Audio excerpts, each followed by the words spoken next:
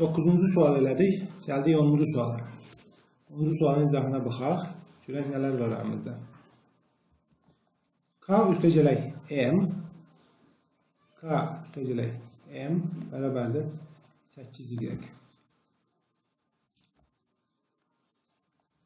K üstəgələk ZL bərabərdir 6Z.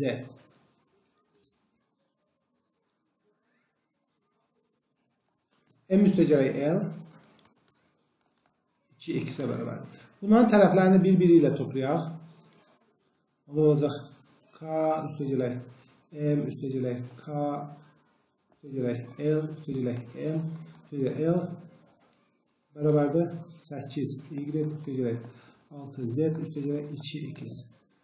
Daha sonrası 2K üstəgələk 2M üstəgələk 2L bərabərdir 8Y üstəgələk 6Z üstəgələk 2X. Hər tərəfi 2'ye ixtisar eləsək, K üstəgələk M üstəgələk L bərabərdir 4Y üstəgələk 3Z üstəgələk X.